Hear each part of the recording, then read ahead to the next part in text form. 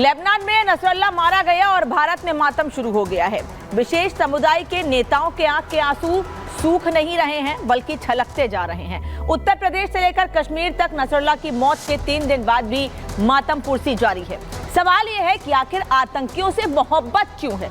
क्यों आतंकियों को शहीद की तरह ट्रीट किया जा रहा है? ये सवाल सिर्फ बीजेपी नेताओं का ही नहीं है बल्कि पूरे देश से यही सवाल उठ रहा है। नसरुल्लाह की मौत के बाद देश में चल क्या रहा है आखिर, और ये कितना जायज है कि सड़कों पर उतरेंगे लोग, प्रदर्शन करेंगे, नाराजगी इसलिए कि एक आतंकी को मार दिया गया है। इसकी शुरुआत कश्मीर से हुई थी, शुरुआत पीडीपी की चीफ से हुई थी, जिन्होंने सीधे सीधे ये कहा था कि वो अपना कार्यक्रम रद्द कर रही हैं उन शहीदों को श्रद्धांजलि अर्पित करने के लिए जो युद्ध में मारे गए हैं, जिसमें नसरुल्लाह का नाम प्रमुख तौर पर था। लेकिन देश भर में कैसे उसके बाद प्रदर्शन शुरू हो गए हैं और आज भी तैयारी है प्रदर्शन के सड़कों पर उतरने की, इस रिपोर्ट में देखिए।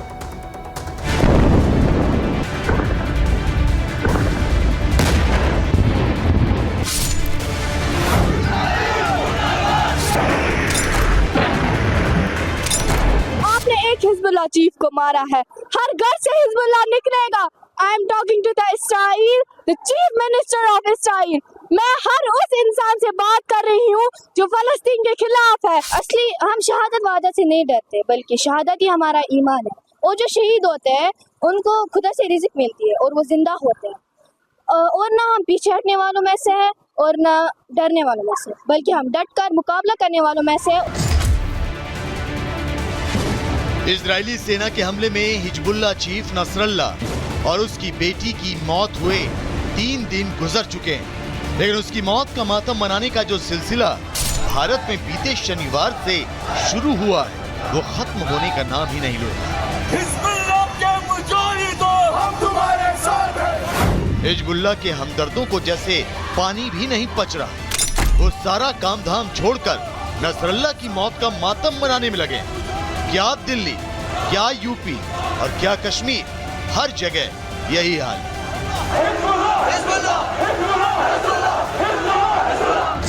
हिजबुल्लाह के कितने हिमायती, हिजबुल्लाह के मुजाहिदों, हम तुम्हारे साथ हैं। भारत में नसरल्लाह के कितने हमदर्द। मौत लेबनान में, हंगामा भारत में क्यों?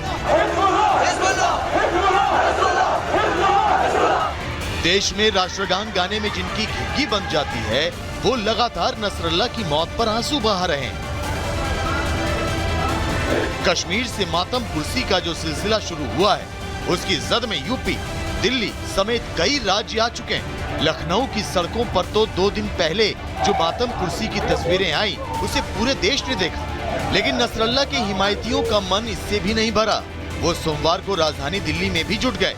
उन्होंने यहाँ भी एक श्रद्धांजलि सभा का आयोजन कर डाला, जिसमें लोगों ने आंसू भी बहाए और नसरल्लाह की शान में कसीदे भी पढ़े, जैसे नसरल्लाह हिजबुल्लाह का चीफ ना हो बल्कि कोई फरिश्ता हो। और यही बात देश प्रेमियों को हजम नहीं हो, खासकर बीजेपी तो इसे लेकर लगातार सवाल उठा रही है। लेबनान में मरा कौन, मारा कौन, और आप यहाँ मातम मना रहे हैं।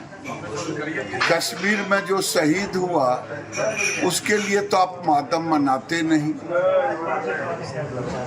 ये ठीक ही कहा ना जोगी जी ने, जान न पहचान और वो हो गए भाईजान।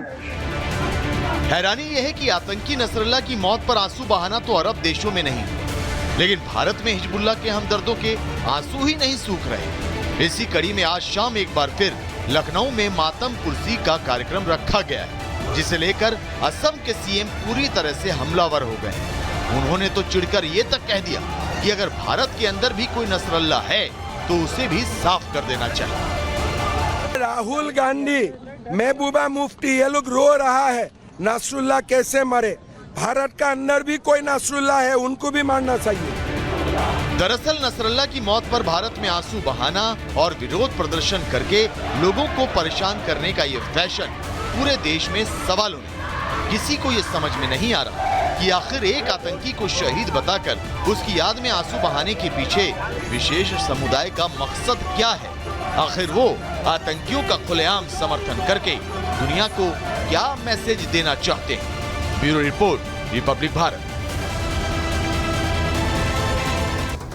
और 3 दिन बाद भी आखिर नसरुल्लाह एक आतंकी के मारे जाने पर विलाप क्यों, ये आपको बता दे रहे हैं और उस पर कैसे बयानबाजी जारी है।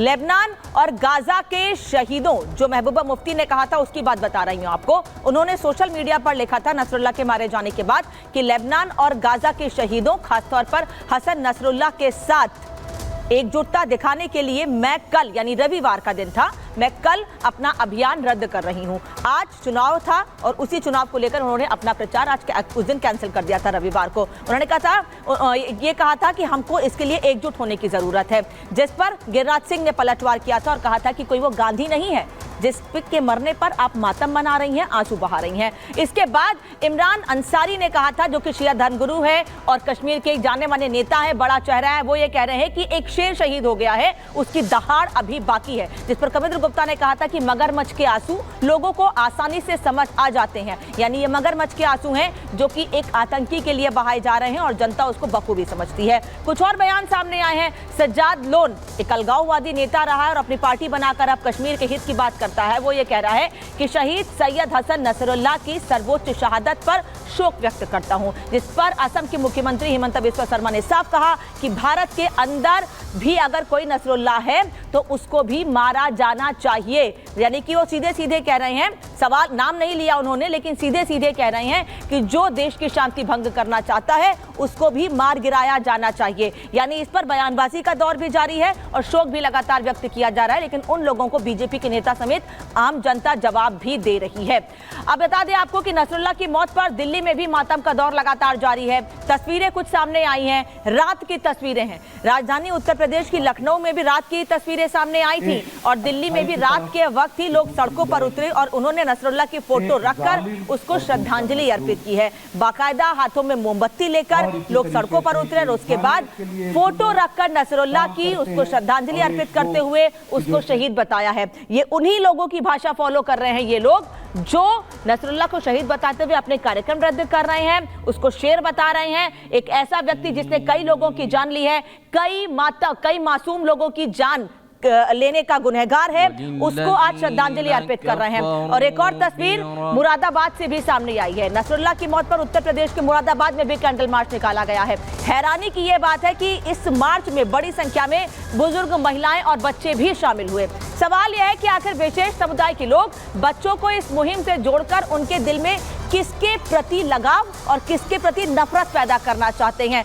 दिल्ली से लेकर मुरादाबाद, लखनऊ, कश्मीर, बड़गाम, सभी जगह पर ऐसी तस्वीरें सामने आई हैं और छोटे छोटे बच्चों के मन में एक आतंकी के लिए लगाव पैदा कर रहे हैं, बल्कि नफरत ये किन लोगों के लिए पैदा कर रहे हैं, जो आतंकियों को खत्म करते हैं उनके लिए। क्योंकि देश के प्रधानमंत्री भी हमेशा से कहते रहे हैं कि आतंकवाद पूरी दुनिया के लिए खतरा है और आतंकवाद को खत्म करने के लिए हम तमाम उन देशों के साथ हैं जो आतंकवाद को खत्म करने के लिए बड़े कदम उठाते हैं। और बीजेपी के नेता भी महबूबा मुफ्ती समेत तमाम उन लोगों पर हमलावर हैं जो ऐसे मातम मना रहे हैं और आंसू बहा रहे हैं।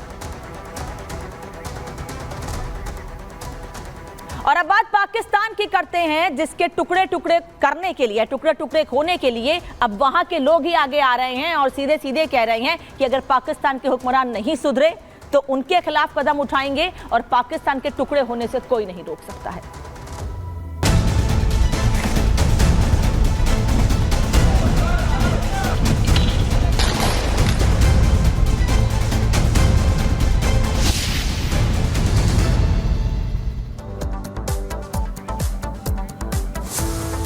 पाकिस्तान ने अपनी करनी से खुद अपने लिए गड्ढा खोद लिया है, जिसका नतीजा यह है कि एक बार फिर पाकिस्तान पर टुकड़ों में बंटने का खतरा पैदा हो गया है। ऐसा हम क्यों कह रहे हैं इस रिपोर्ट में समझिए, क्योंकि पाकिस्तान के लोग ही पाकिस्तान के खिलाफ खड़े हो गए हैं।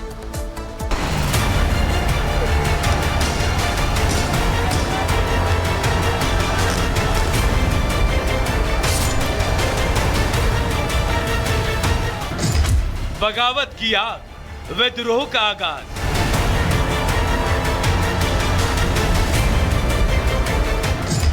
धधकता पाकिस्तान, आगे खूनी संग्राम। भारत के खिलाफ साजिश रचते रचते आखिरकार पाकिस्तान बर्बादी के मुहाने पर पहुंच ही गया। दूसरे के घरों में सेंध लगाने की साजिश रचते रचते आखिरकार खुद पाकिस्तान के एक बार फिर टुकड़ों में बंटने की स्थिति पैदा हो गई है।